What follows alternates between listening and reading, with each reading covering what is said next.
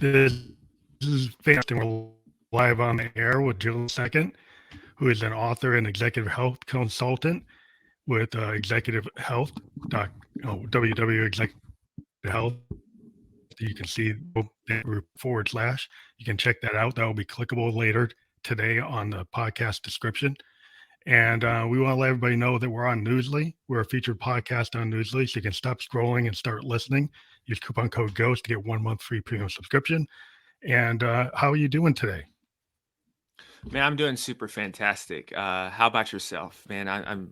Thank you for having me on. I should say first and foremost. Yeah, but it's always fun to podcast, interview people from all over the world. We've been doing podcasting since 2016. From our initial focus had been on musicians and artists, and now we've expanded to all kinds of people, CEOs, life coaches, shamans, all different types of people. So we find different people to talk to. It's expansive, like our music. We've decided to go in an expansive route rather than a narrow route with our podcast. So thank you for being on the show. Yes, absolutely. Thank you for having me. So, like you are an author and executive health consultant, and maybe you can tell me what is an executive health consultant?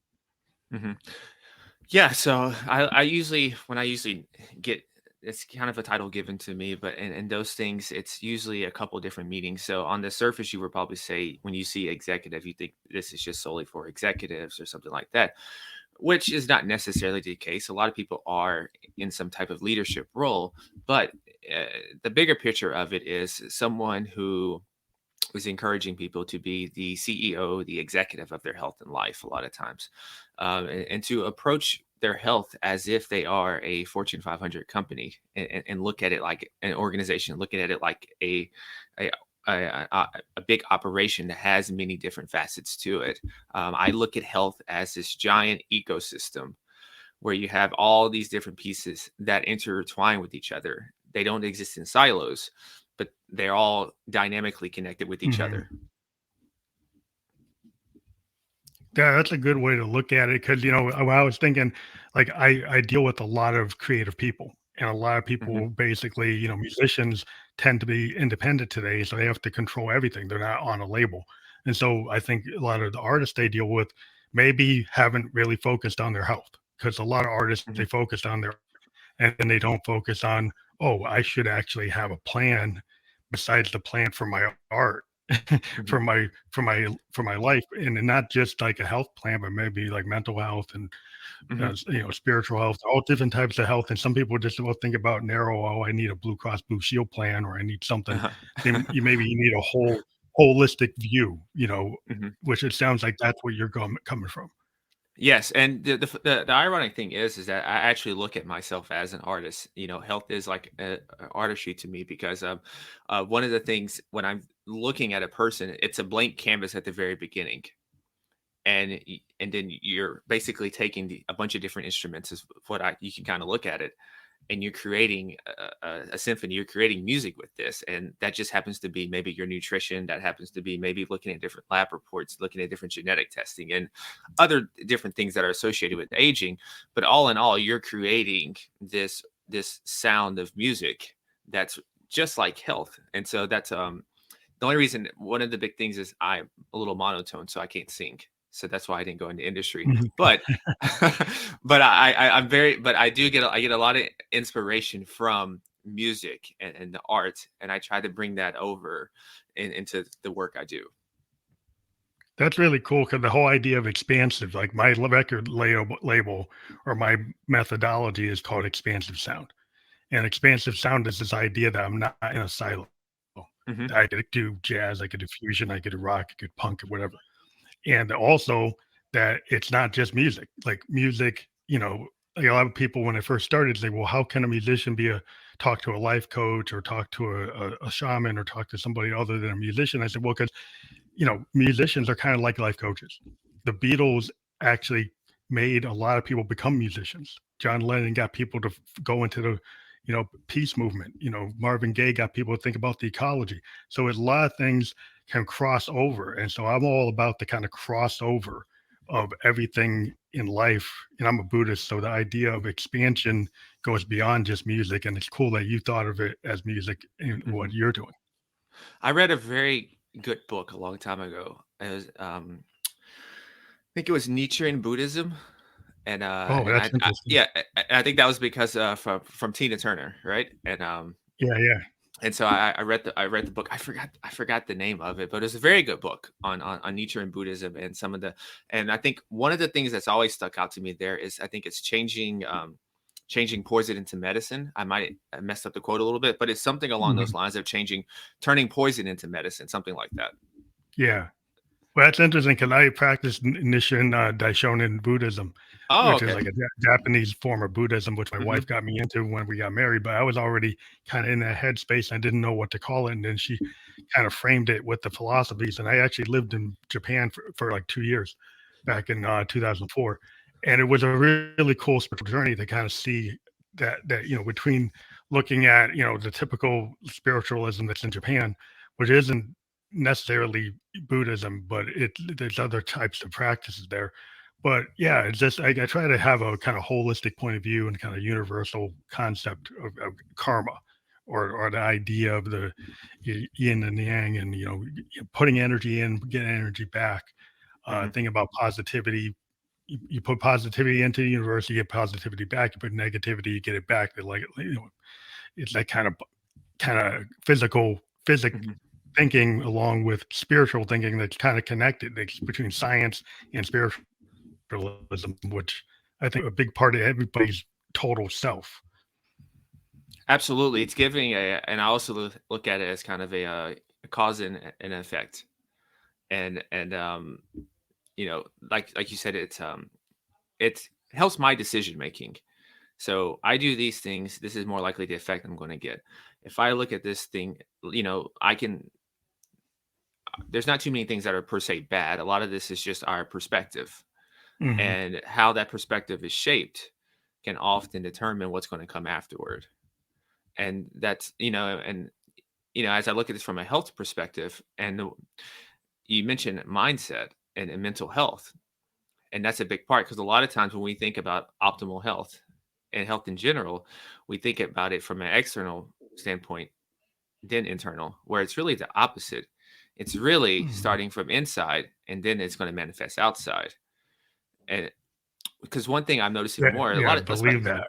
Mhm. Especially a lot of times with some of the people I talk to now, is that there's so many awesome health technologies out there now that you can utilize, and people usually want to gravitate and use those things first. But I have to remind them though that it's akin to being like Iron Man and Tony Stark, right? Um, Yeah. that armor, are you Iron Man, or so who are you? Who's controlling that, right? And so are you the technology, or does the technology just help you? And so Hmm. um and so that's why, like, really taking care of that foundation, that inside, then getting everything else to come in is really going to help you catapult you. Yeah, I think a lot of times, like if you have high performing people, like one of your things was like, how can high performing athletes and entrepreneurs stay in their peak performance? And I think a lot of times in business and in sports, you get so narrow minded, you get into a Mhm. lane and you do something and it's totally for that performance, but then you don't think about the other things. So Mhm. maybe you're not thinking about your spiritual health or your mental health, and you're doing something that might be destructive to that, right? But it's actually positive for something else, but it's destructive to another piece of yourself. And I Mhm. think it's about the balance. Everything to me as I get older is about the balance and not going to extremes, is learning how to Mhm. actually know, what to eat, what to do, live a more balanced life. You tend to be more, have equilibrium. If you Mhm. live like an unbalanced in any way, you tend to get a little off Yeah. of Uh-huh. where you should be. A- and that notion of balance is going to look different for each and every one of us, and that's the thing that we also have to keep in mind. My definition of balance is probably going to be different than your definition of balance, and so Mhm. we're constantly pulling on these different levers that we have, and that's the whole dance that we're involved in, and that's in a nutshell, that's life in general. It's just that it's this delicate dance. Yeah, because everybody's like, mid range is different. Hmm. It's like when I'm working with different instruments, they have different capabilities to keep them in the sweet spot. And as a musician, I play different types of instruments, and they're not all the same. Where the sweet spot on one instrument is versus another one is not anywhere near the same place. And so, like you kind of learn in life that yeah, you'll find that. And even when I'm working with individuals as a producer, an approach toward one person, they would get the best out of them is different than another person. You kind of got to read each person as you see as they come to you. Hmm. And whatever worked for one artist I'm working for doesn't necessarily mean it's going to work with every artist I work with. You kind of got to look at that person and actually listen to what they're saying and listen to what their body is saying, what their spirit is saying, what their mouth is saying, and what their actions are. And then you can kind of figure out just because what worked with 10 other people doesn't mean it's going to work with them. Hmm. Yeah, I think that's one of the superpowers that if somebody can get this superpower down, I think it really helps you in life is to have the ability to see the world through the eyes of other people, and and even if you don't agree with it, or even if you think it should be something different. For example, a lot of times somebody might come in and say, I have a weight problem or something, or I have a sleep problem, and I'm looking at it. I know in my head that they have maybe a nutrition problem that's affecting their sleep or something. And instead of saying, "Hey, you actually have this," it's actually easier. And I'm sure you probably do this too when you're working with an artist to kind of tweak everything and say everything and present everything through the lens that they see the world. And that's just going to Hmm. help. That's just going to help build a connection. So you're still getting the objective done that you is most likely needed, but Hmm. the coherence and the synergy that you're going to have is going to be much more seamless and less friction because you're seeing the world through their perspective. Yeah, I think that's like everybody is an individual, but there's some commonalities with all humans, right? So there's Hmm. like you should if you come at it with a respect point of view, like Hmm. if we respect the differences and you don't kind of ram your own ideology down somebody's throat, I think you'll tend to work better if you find the people coming from different frame points. And so the more you work with people in all over the world, you start to find that sweet spot because a lot of it is like everybody will say listening skills, right? Hmm. If you listen before you start a speech with when you talk to somebody, if you're trying to get their impression, if you just start off and they go on and you never really heard what that person's saying, then they might not tell you who they are once you tell them who you are first. Absolutely. That you're spot on with that. You're 100% spot on with that. But I guess what's the critical mistake most people make when it comes to like an executive health concept? Like what do you have to try to like have people kind of unlearn or unpack or show them like a different perspective? Yeah, this is actually kind of just a more of a societal problem as well. If you look at the way that we approach health, at least in the West and especially in the States, I can't speak for every country, but I can speak pretty strongly about how things are in the States. And we look at everything through the lens of what I call sick care. And we Mm, look at everything through disease or sickness, right? And there's really no action taken until the symptom or the illness oh, manifests itself and you can clearly see it.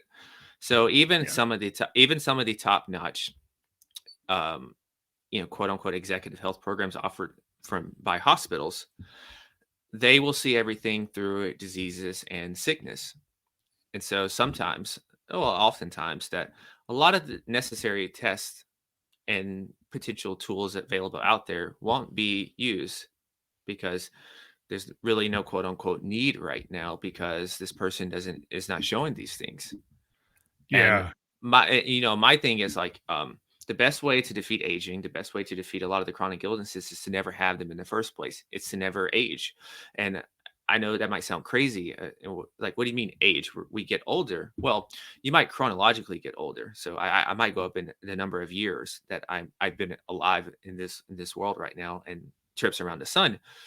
But on a cellular level, I do not have to advance just because my chronological age is advancing.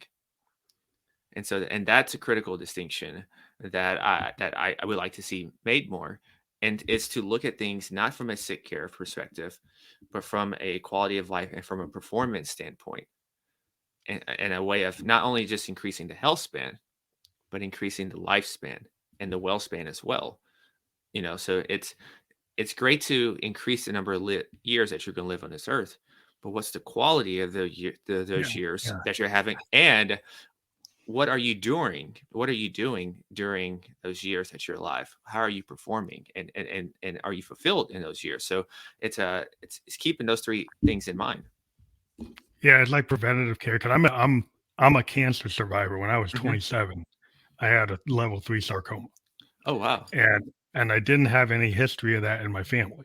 Hmm. And it kind of came out of nowhere, but no one was testing for it until it actually presented itself. And I was lucky that it was an external cancer that grew so you could see it. It was on my back. Hmm. If it had been internal, it probably would have killed me because I would have never known to even Hmm. test for it. So I went through that whole experience, and it really changed my mindset. I started, looking at what I was eating. I hadn't smoked, I hadn't been doing drugs, anything. So I just got more into, cycling and hiking and eating, things that didn't have pesticides. Like really started looking at chemicals in the environment and pesticides and carcinogens and all kinds of forever chemicals, and started really, checking out my environment and maybe where I had interacted with things that could have caused it. Hmm. And I really started, researching VOCs, and I started really checking out like the impacts of these things that people, for convenience sake, put around them and don't consider the fact that they could hurt them. And I just had a different point of view, and that's not everybody's point of view, but I just started living in that way, and I've been cancer free ever since then.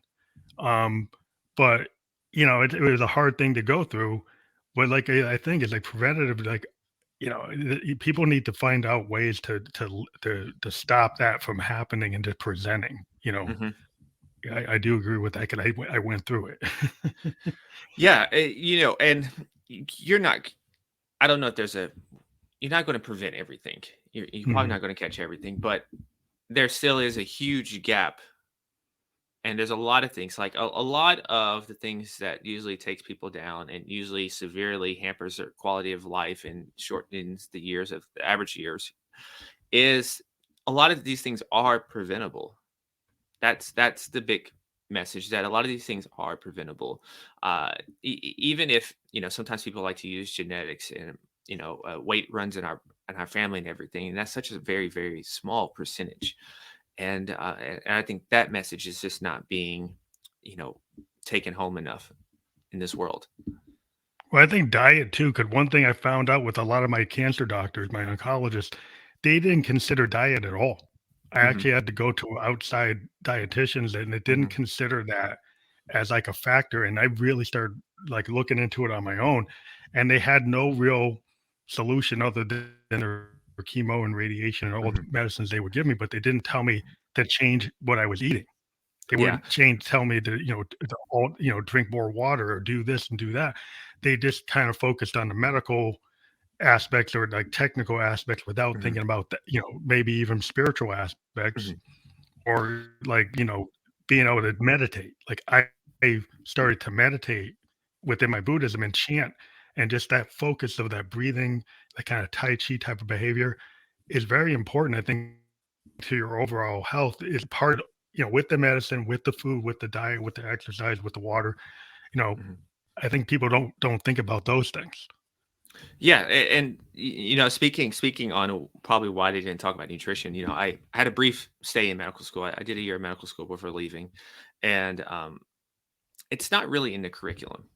You're not going to really have a deep dive on like nutrition, and if you do, it's like a little outdated stuff. It's like the food pyramid stuff. But Mhm, then, not to even go down that rabbit hole, a lot of times that stuff is sponsored and has special interests. We'll say special interests. And so mhm. and so that's not necessarily what's going to be in your best interest. And and so I think probably it's best to have kind of the best of both worlds, because that world is very good at like emergency treatment and very, you know, serious illnesses that can take us out. We do definitely need that, but we also have to keep in mind that how are we living each, day by day, minute by minute. And that's where, like you said, learning about nutrition, learning about meditation, learning about more physical exercise, and getting the little ins and outs of that, combined with that, just in case something does happen. That's the world that is more ideal. But and so I try to have grace a lot of times with, the profession and everything, because I do know that the curriculum is not set up for that. A lot of times they're overworked. They don't have a lot of time. I get to spend an hour, even more. I get to spend however much time I want with a person. So I really get to learn the person. I get to learn the Mhm. psychology, how they think, what's going on in their life and everything. There's no way that you can get asked that question in 15 to 20 minutes Yeah, yeah. The at a stand, normal, yeah, yeah, at a standard visit. standard So visit. yeah, so I understand, just that's just how the way the systems work. So Yeah, and it's getting even more industrial and corporate where they're checking the performance of how many people they can pull through these mhm, clinics because it's fortune companies making profits. mhm, And so if you take extra time and you're not supposed to, you get dinged. So yeah, so from a performance standpoint, yeah.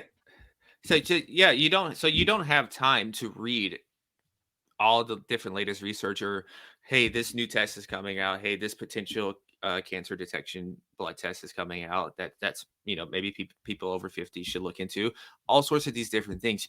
You don't really have time for that, because you're inundated not only with patients, you know by 15-20 minutes, but you also have insurance papers, you have all this other red tape stuff to take care of.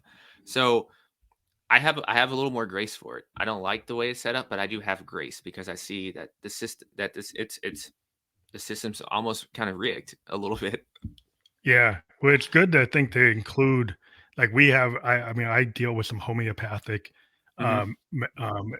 people that we deal with outside of our normal doctors. I have a normal doctor, but then I have Yeah. homeopathic doctors, and something we learned just after the cancer that, I just like to have that input, and there's other things I'm in IT, and I switched to a stand-up desk with, Hmm. a treadmill in my home, and I work from home, and I got rid of my crazy commute where I had to be jumping on planes and Ubers, and I was spending all this time, like 10 hours a week in planes and Ubers, and now I can take that time and actually exercise and go walk and hike and snowshoe, so Hmm. I can space myself time. So it's like I own my time. I don't have to I know you have to start to stand up for what you would need in your life, Hmm. and not get thrown onto a treadmill where you're sitting on a plane or you can't do things. You're eating bad because you're eating junk food because you're trying to run to the airport, run to the Uber, run to that. So you don't get to cook your own meals. You don't get to control your food. You get a lot of junk food. You do a lot of high pressure stuff.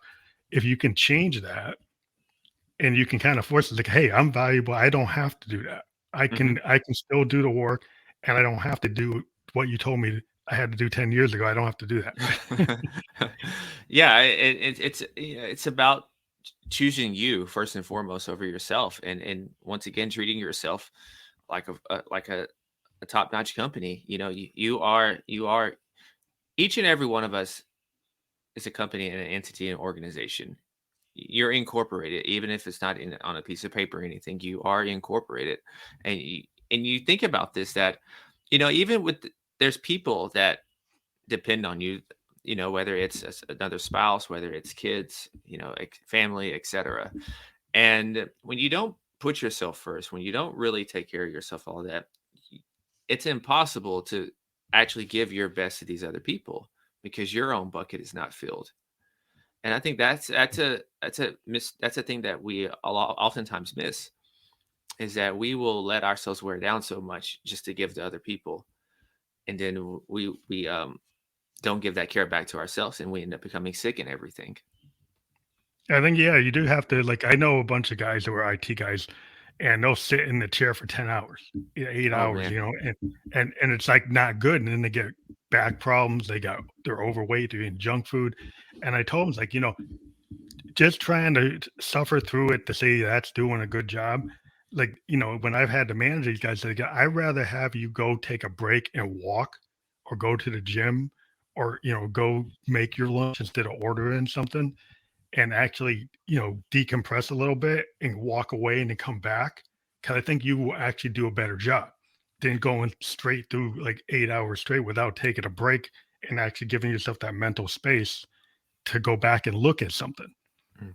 And Yeah, some people just look, oh, put the time in and that's what's valuable. And I'm like, no, it's the quality of what you put in.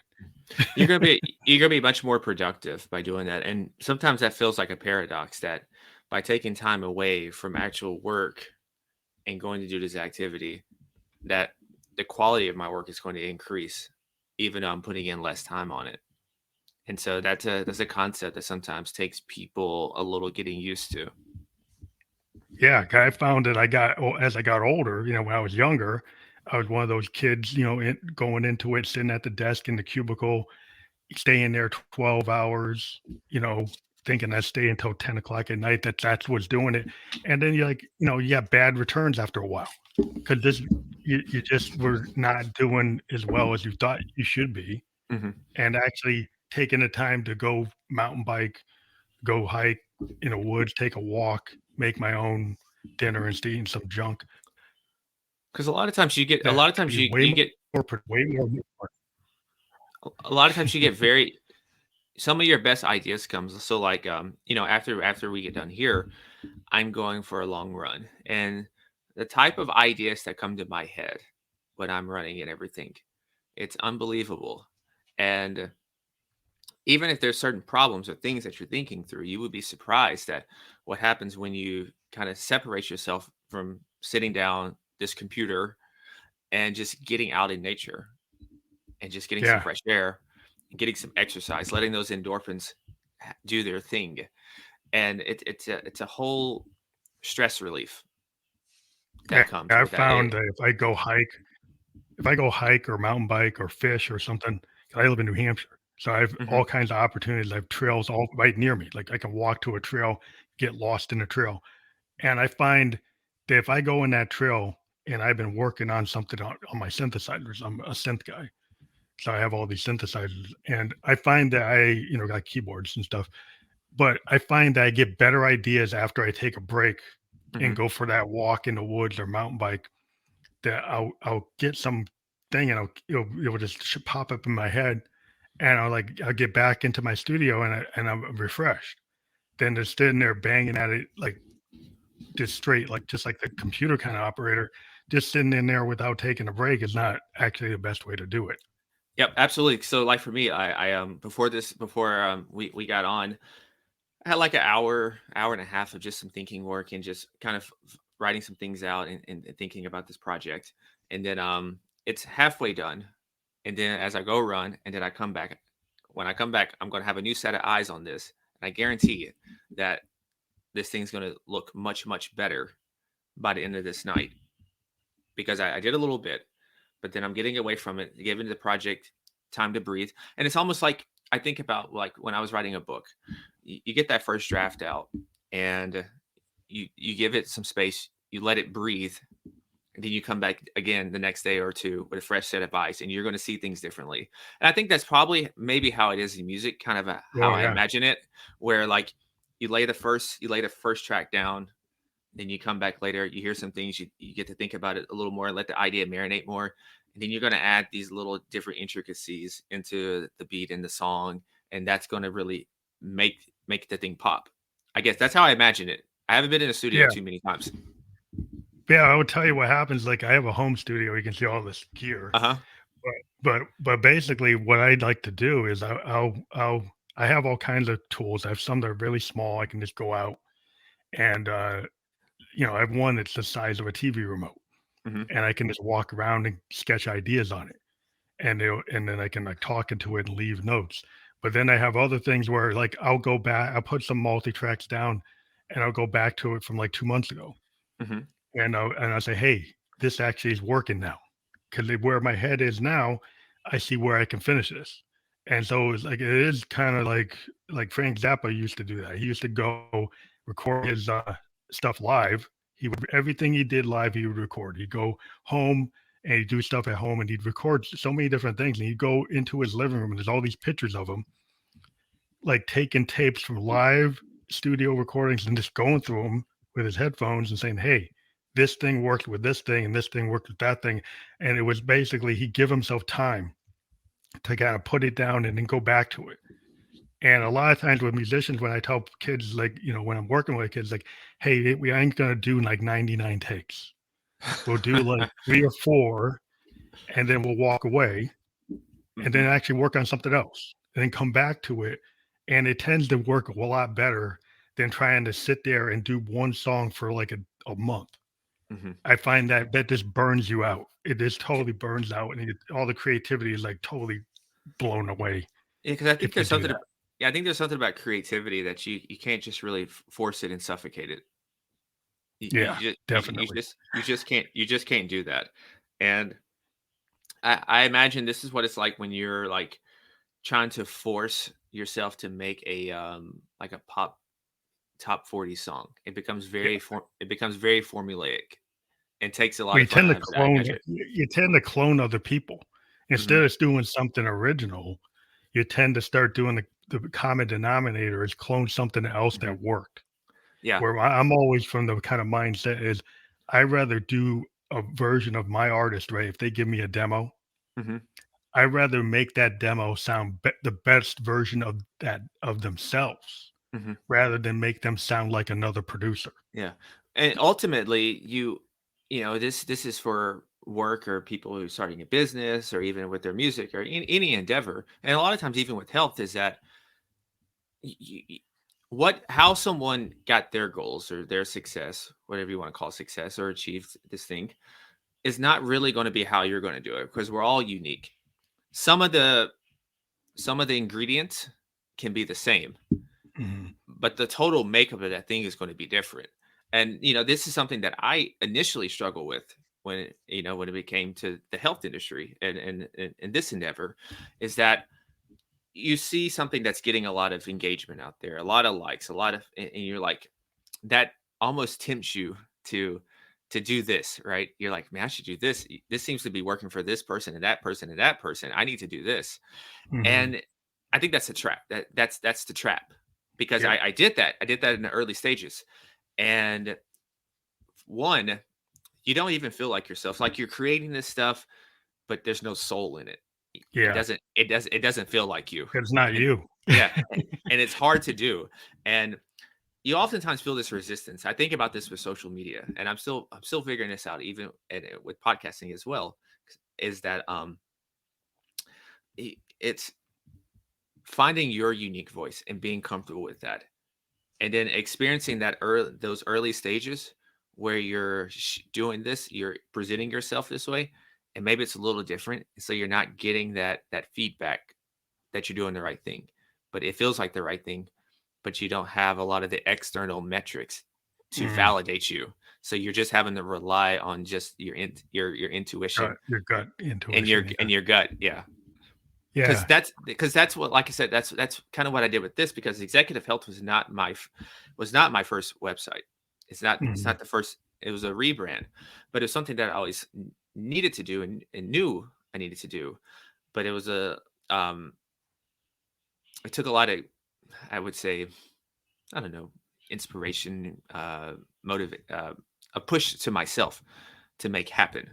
And same thing with, like, I don't have an Instagram or certain ways that most traditional health and fitness people kind of promote themselves and everything. I chose not to do that.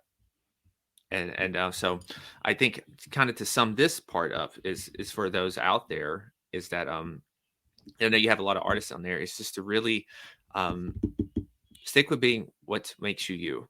Take a few things that maybe are foundational to whatever is your particular industry, and then bring your uniqueness and hone in on that, and then just give it time to marinate. And I think people will come along, and it will work out. Yeah, because I'm kind of I'm an old school guy. Like I actually still play my instruments, and in a world where people are like in the box, there's a lot of sampling, there's a lot of clipping, there's a lot of cloning, there's a lot of copy and pasting.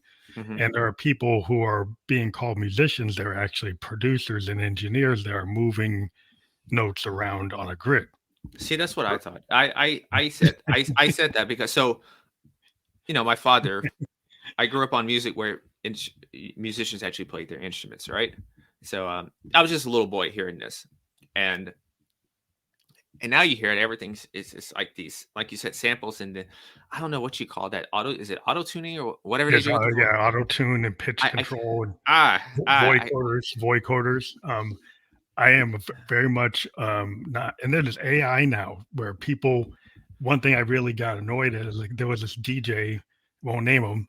He took like Eminem's voice and made him say something that he never said. He made him say, "I love trance." He never ever said that, and he actually put that into one of his songs. And I found that kind of offensive in that somebody could take AI and take any artist's voice and make them say something they never said. oh man, that sounds And scary. That sounds yeah, it's scary. very scary. Oh And Jesus.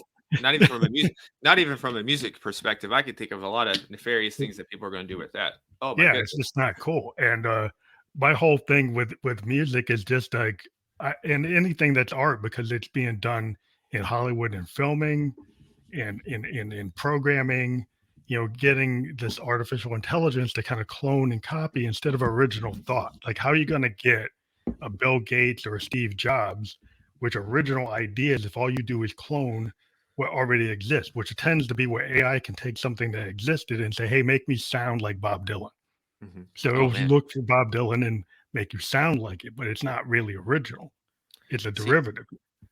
but I look at this and I think this is why it's going to be even easier to succeed. It may seem because like so many shortcuts are being taken, and I love technology. I've tried the GPTs out and everything.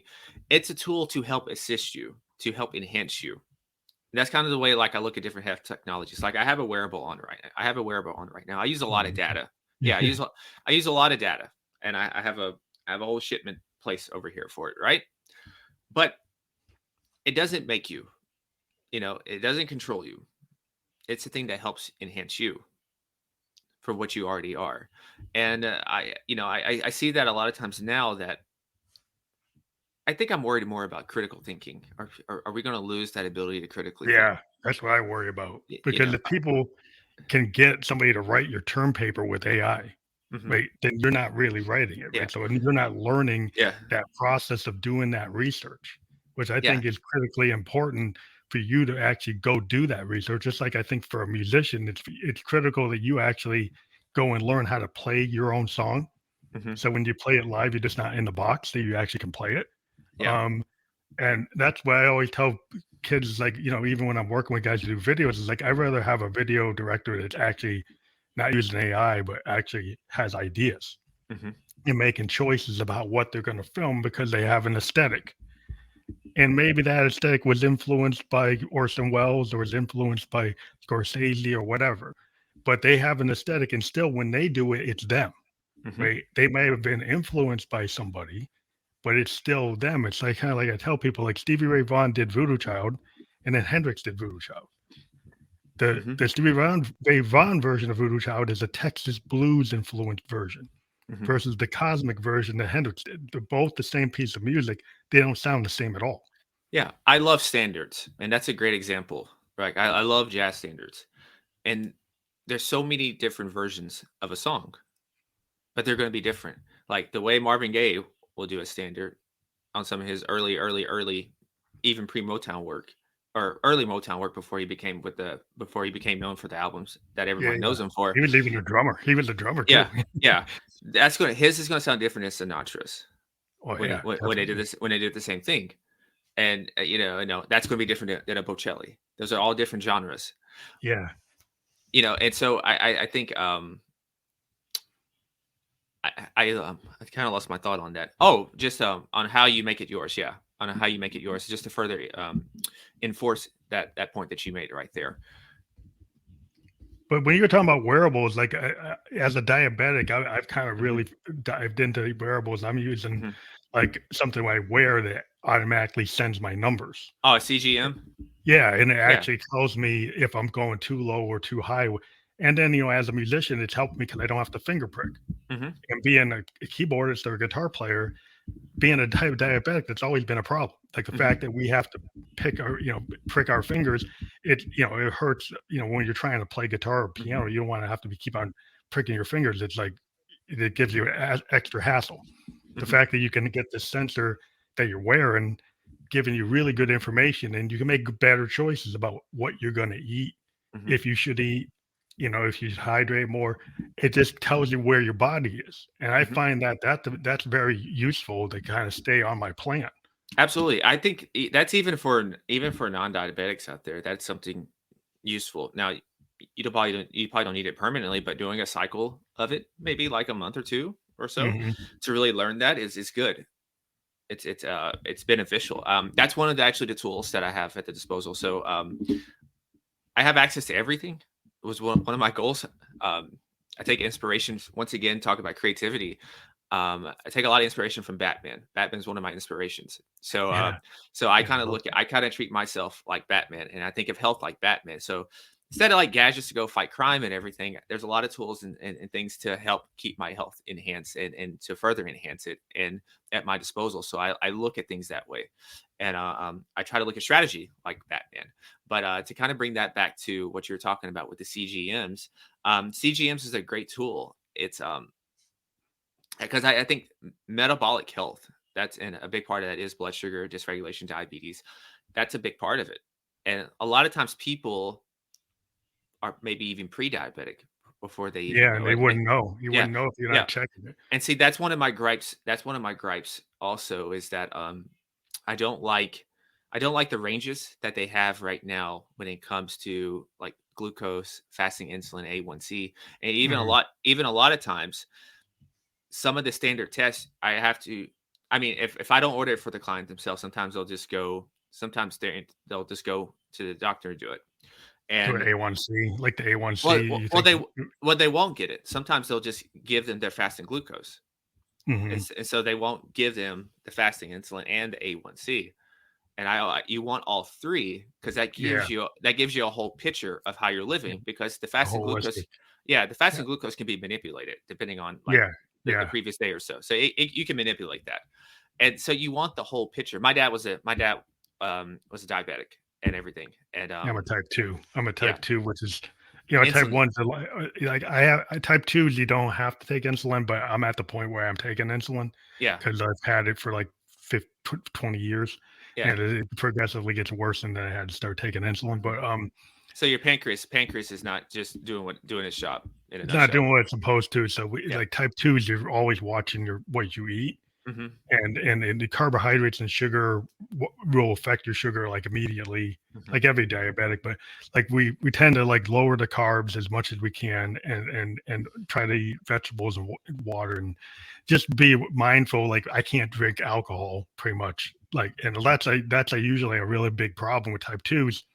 Like if they're alcoholics or they like alcohol, it can damage your liver Yeah. really bad because people, they just have a hard time giving up alcohol. Mhm. Yeah, and another thing is actually even simpler than that is managing your weight. That Yeah, goes a yeah, big part. That goes a long way as well. It's just managing your weight. That's why, when you think about metabolic health, it's looking at this whole thing in totality. A great yeah, way is definitely. to keep your manage your weight. That's one of the easiest steps Yeah, when I to do. dropped like 40 pounds, And uh, I bet your numbers boy, went my numbers down. got way better. It's Yeah. just really like if you're over 200, I dropped down to like 178, was like Yeah. 224, Hmm. and it significantly impacted Hmm. my diabetic health. And it's a problem is a lot of people has that sedentary lifestyle, well, Hmm. especially in IT programming. Because Yeah. people get, like it's a badge of honor to sit at that chair. And I'm always trying to tell my guys, like, don't just sit at the chair because you're going to end up going out on a medical for something because not taking care of yourself, you know. Yeah. Yeah. But And when we think about that too, I also, encourage people, even if you do have some kind of, thing right now that's going on, is to not really even identify with it that much and to just maybe call it like a situation and not really strongly identify that and let that become who you are. Like, how many times have you heard someone say Mhm. that I'm an overweight person? I always have this weight. And so Oh, yeah. so you're affirming what you are, because what we speak has power. We can speak life or death with our You tongue. probably stay that way too. Yeah, and you're going Yeah. to stay that way. Your And so you mindset. hear, Your mind. yeah. So, um, so as we think about what's something actionable you can do, is to, when we talked about optimal health starts inside out, is to become the person who you become that person today. And I know that might sound strange. So say, hey, I have 25 pounds to lose. Well, you can start today becoming the person who is 25 pounds lighter. So how do you do that? If I'm 25 pounds heavier right now, what do you mean become this other person? Well, how would a person who's 25 pounds lighter, how would they move? How would they go about their day? How would they act? I bet they wouldn't sit at their desk for 10 straight hours. They would probably be a little more active as well. They would probably be mindful of what they eat. So those are all things that you can do right now. Even if you're quote unquote 25 pounds heavier right now, you almost have to ignore this reality, ignore this current state, because this current state is only a manifestation of the actions that have been taken from the past. And so tomorrow and the future can be different, but it can only be different if we start changing the actions in this very present moment, because the future doesn't exist yet. The only thing that exists right now is this very moment. So, in a nutshell, you have to change and become that person in this moment if you expect the future to be any different. Yeah, I always feel like sometimes people are kind of stuck in a pattern Hmm. because they're repeating a past behavior. No, And it's hard to sometimes it's. I try to watch myself saying it's hard to change and stuff, because if you say something's hard, it is going to be hard. But as humans, we're kind of wired to be lazy. We're kind of wired yeah, to be efficient. This is how mhm, we survived. And so you kind of have to fight against biology a little bit, or you kind of have to stack the conditions in your favor, make things super easy for you. For food, for example, I don't really have junk food around me. And if I do like want a bunch of cookies or something, I'm either eating all the cookies, or and whatever this leftover, I'm throwing away or I'm giving away. I'm just not going mhm, to keep it. I'm just not going to keep it though. Because mhm. A, I don't need to waste my mental energy on that, when that energy can be better allocated towards some of my work, toward having more productive conversations, or whatever. It doesn't need to be me fighting this thing here. Is like, oh, I gotta avoid this. I gotta avoid this. So just don't even have it around. And Yeah. if you want to treat yourself every now and then, enjoy it in that moment and then get rid of it. Well, since I'm a creative person, I like to cook.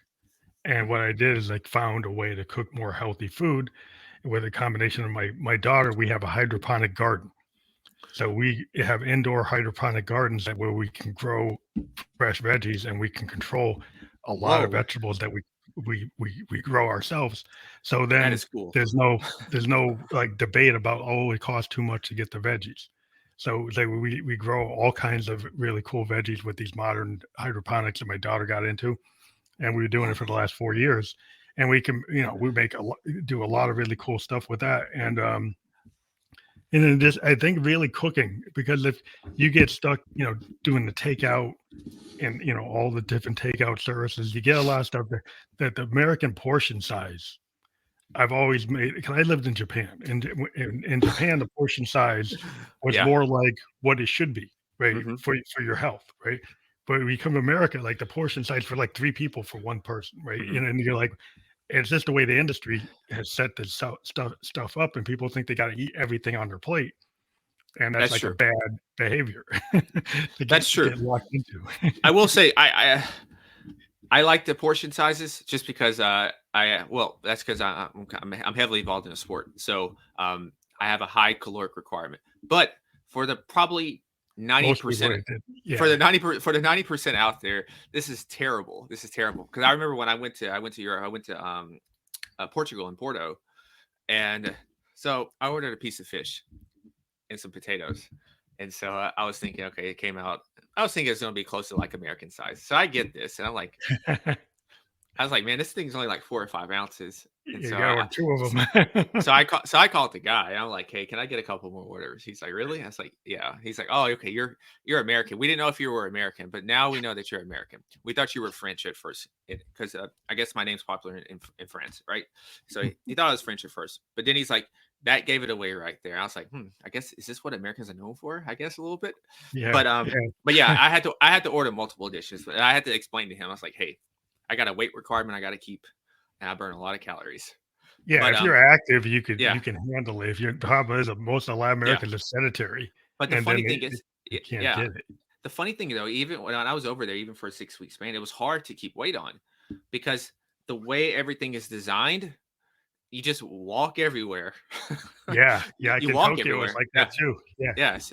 And It so, was walking, like, everywhere. yeah. I didn't have a car, Yeah. and So, even when you use the taxi and use the, the public transportation, like the subway, you have to walk a lot, and mhm, I was, like, very low weight when I was in Tokyo from 2004 to 2006. I eat mostly fish and veggies all the time, mhm, hardly any red meat, and just instead of soft drinks, all different types of teas. mhm, Tons of different varied teas that actually had all kinds of beneficial health effects, and I continue to drink those teas even today instead of soda. mhm. And, as a diabetic, soda is like the killer, you can't really have it. Yeah, it's Um, a lot of it's a lot of sugar in there, and then a lot of other not so good Other stuff stuff you don't need. as well. And so I don't really demonize any food because sugar has its purpose, but it's very easy to overdo sugar. And to Yeah, put that, yeah, especially in America, it's like in everything. It's like yeah, it's salt and sugar between the yeah, 2 yeah. and fat is like It's all it's all over everything. it's almost the American way. Everything. I said the beauty and the beast, the gift and the curse about America is that everything's in excess. Everything is Yeah, in excess. way above Everything. what it should be.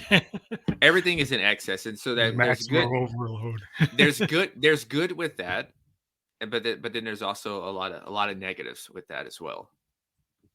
I found I had to, like, leave half the stuff on my plate or even more than half Hmm. as a diabetic just to be able to keep my numbers right. And then with all these CGMs, I can actually tell immediately, and then I said, well, it's just easier to make my own stuff. Yeah. So I just started, and I like it. It's creative. It's not a hassle. Some people that's a hassle. And so Yes. that's hard. If it's a hassle, then you have to find a different way. But I think I think you found a way to enjoy because I mean I think about this like not only are you getting healthy food, but you're also getting time to bond and further build connection and memories together. And so I think a lot of families could do that. hydroponics are really cool because if you're, in my case, I was concerned about pesticides. Hmm. And pesticides are like, no matter, even if you got organic food from the Yeah. grocery store, Hmm. still high levels. And because of my type of cancer, it was kind of known that there was a dotted line to pesticides. Wow. So I'm like, I wanted to control. And if I have the hydroponics, I'm totally controlling whether or not there's any pesticides on this stuff because there's nothing. And so I know there's zero because I grew it and I didn't put it on it. And so I know it doesn't have it. So I don't have to wash it off or How kind of. complicated? How complicated is that? Is that you think that's easy to do for most people, or Well, what do you? it's a little techy, and because me and my daughter are kind of techy, but it Mhm, involves like a bunch of pumps. There's systems we bought. We bought these systems, and basically the plants are on these tiers, and they use like LED lighting, and they've got pumps and timers. And we did learn about different types of food, plants that will grow, like tomatoes and mhm. lettuce, and different types of cabbages, and all kinds of really good high vitamin things that we can grow.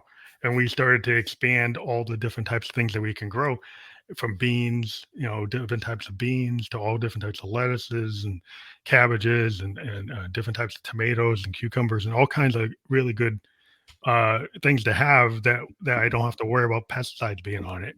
So I Well, can actually have my greens every day with other like beans, good protein from beans and all kinds of other things you can do. yeah. Well, if you ever want a project you can do, I'm sure you can start teaching people how to do this. Make a book or some Oh, I videos should for do a people. YouTube masterclass. I think people would. That sounds like a pretty decent business idea because I say this is one of the things that's coming in the future. So you're ahead of I think you're ahead of your time. This is one of the things where you're ahead of your time. Just like a lot of the stuff that I talk about with genetics and different molecules and different hallmarks of aging, y- you're you're like 2 to 3 years ahead before mainstream catches on. But the moment you start seeing it in the news a lot, or the moment you start seeing a lot of videos or articles about it, it's when it hits mainstream. But I think this is something that is it's becoming necessary in a lot of places, especially there's places in the U.S. that are a lot that are very polluted, very polluted, Yeah. Yeah. and Very so bad. so this becomes a this something like this will be a necessity. It's not even like a luxury. It's going to become a necessity because it's so polluted in some of these more urban environments and everything. Yeah, I definitely believe in the urban environment. It's a really good way to control the Hmm. what you're getting, and you really need to have vegetables. And a lot of times, urban areas are food deserts. Everybody knows about that. And then even when you Absolutely. get to rural areas, you can grow it, but they're highly polluted. Hmm. And farmland is one thing. Americans, I want to go on my soapbox, but a lot of commercial farmland is like an EPA toxic dump. It's so full of 20, 30, 40, 50 years of all kinds of really bad carcinogens. Hmm. And people think because there's plants on it that it's healthy. But if No. you actually check the soil and check the water that they're putting on the plants, you're like, what the heck? Yeah.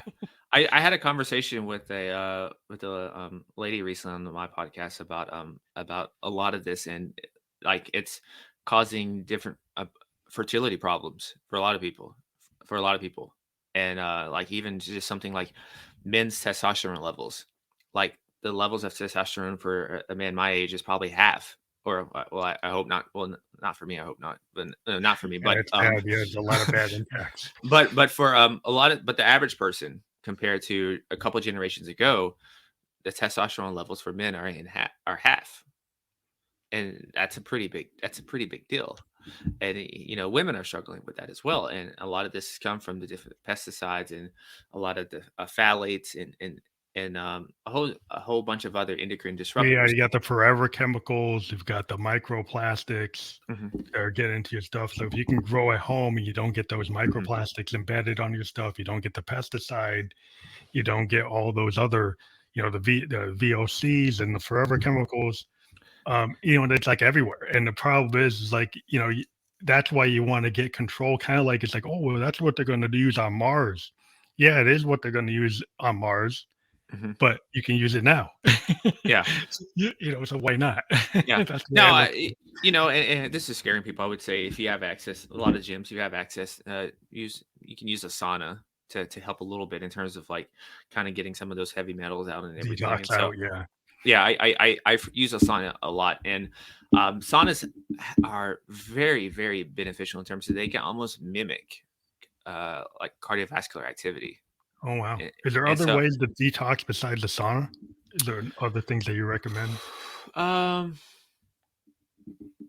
I think the sauna's a Those are very the easy best ones, easy. sauna's a very easy one because it's so hot in there and you're sweating out. I think there's different. You could probably look at things like keeping your glutathione levels up. Mhm. That's probably that's our master antioxidant. I talked to a gentleman a long time ago on the show about glutathione and everything that it does. His name is Dr. Patel. It's one of my earlier episodes, and yeah, I'll probably say glutathione's a big one. There's things like NAC that can help, and um, but all in all, I think probably the glutathione and Yeah, sauna. probably Yeah. probably the sun is probably what I'm thinking about at the top of my head in terms of probably giving you the most bang for your buck. But with the glutathione, just I wouldn't take it orally. I wouldn't take it oral Mhm. because it's not going to pass digestive your stomach and everything. So that would definitely need to be topical. And there's a lot of the topical ones I don't like, and Mhm. the one I do like, it's a little more expensive, but I at least know it works. I even notice a difference on it, and so Well, that's cool. So yeah. people, if they contact you to get that report, that kinda gets them started on the path to figuring out how to be into executive health with their life, right? Yeah, so this report, yeah, is basically it's a handful of things that you can start doing today.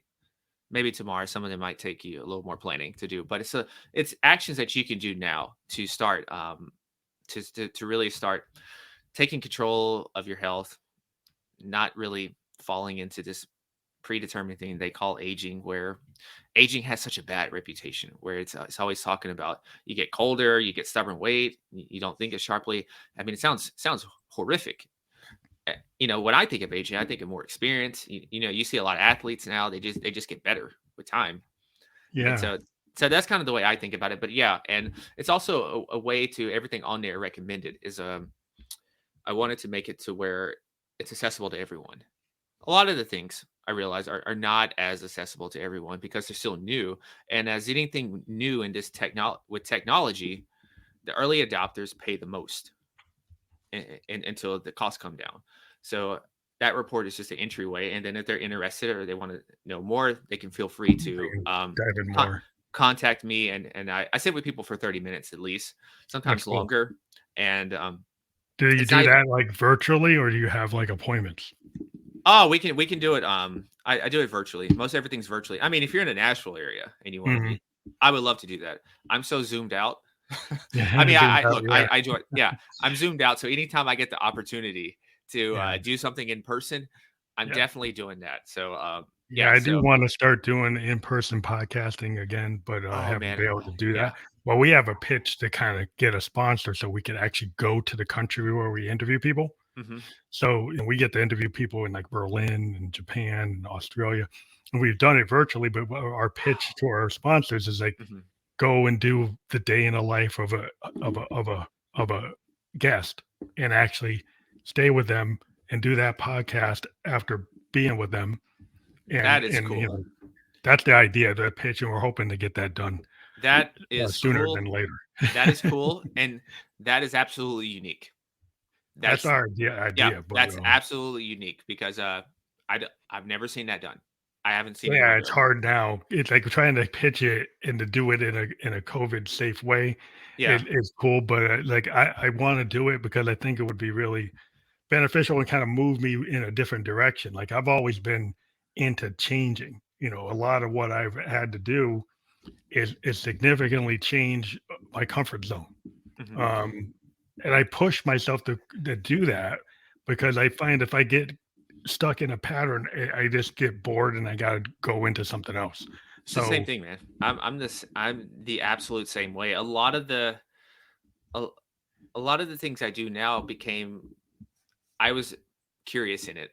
I wanted to test these things, and luckily I have good contacts, and so I got to contact different scientists and different founders who are having these different health technology and everything. And I tried it on myself. I was like, wow, I think this will be useful. Maybe I can, create a service to have all these things and everything. And I think curiosity will take you so many wonderful places. But the only thing with curiosity is sometimes the places that it's taking you is so unfamiliar, and sometimes you might feel so alone that you might get scared and want to go back to something safer, something more convenient that everybody else is doing, and that's well, that's the always like, that, yeah, yeah, that's the I battle that you definitely, have to do. I definitely remind people, like as a musician or a creative person, we fail like all the time. Like Yeah. musicians, like we write 100 songs, one of them works, right? Hmm. So most of them didn't work. So you're in a kind of like creative exercise where most of your ideas don't work, right? Yeah. And so it is inherently like you have to be able to get beyond the fact that 99 of your things didn't work and one of them did. But you have a mindset where that's not a problem. If Yeah. you're the type of person where that becomes a problem, you have a hard time creating because Yeah. then you get depressed that your 99 didn't work. And I think that's why it's also good to create every day. Because, and so that I kind of look at this like running as well. Like whatever I accomplish yesterday, the day's over and it's a new day and I have to go earn it again. And I have to go create again. I have to go train again. I have to go box again and go lift again because that day's done. And I don't have time to rest on my laurels. And it's the same thing I think with creating music and everything. Whatever you created yesterday, it's good and all, but it's a new day and it's time to create again. Because if you rest on that, you become complacent. And I don't really believe in just you can just stay in the middle. I think you're either decreasing or you're increasing. And, Mhm. and so I think to think that you can just stay steady as is the whole time, I think it's a fallacy. I Yeah. think you're declining. You may not feel like you're declining, but you are definitely declining, or maybe somebody's getting ahead of you, or maybe you're just loosening your skill, and that sword that you have is becoming a little duller. Yeah, I think that's why I still like I practice a lot and I create a lot of Hmm. content, from doing the podcast to producing other people's records to diving into beyond just talking with musicians, like talking to people like yourself. And I think we're kind of at the close of our time, but it always goes by quickly. But I do feel that our talk can help all types of people and Hmm. anybody who is like in business for themselves or and they need to also think about the legs, the pillars of who they are. And Hmm. I think this the idea of executive health is not just for some CEO. It's like you are need to apply that kind of executive thinking to your own life for Hmm. your health. I like the idea that you brought to us when we first talked. That's a really cool concept, and I think people should really take that to heart and maybe watch this again and kind of get the picture of that. And I'm thankful that you came on the show today. I think this is really going to help people. I hope a lot of people check out the www.executivehealth.io/report for those of you who are on the audio version of this podcast. Uh, Hope you check that out. And I'm really happy that you came on the show today. Well, thank you for having me. It's always an honor anytime I get invited to or get the opportunity just to speak with someone. This is like coming. This is like being invited to someone's house and hanging out with their friends and family. So I definitely appreciate that. Well, thank you. And we will have this published all over the web. It'll be on Apple Podcast, Google. It'll be on iHeartRadio. It'll be on a lot of cool places. So wherever somebody's comfortable, checking out a podcast, we will be there. We're on most of the big platforms. So we'll send that to you so your audience knows.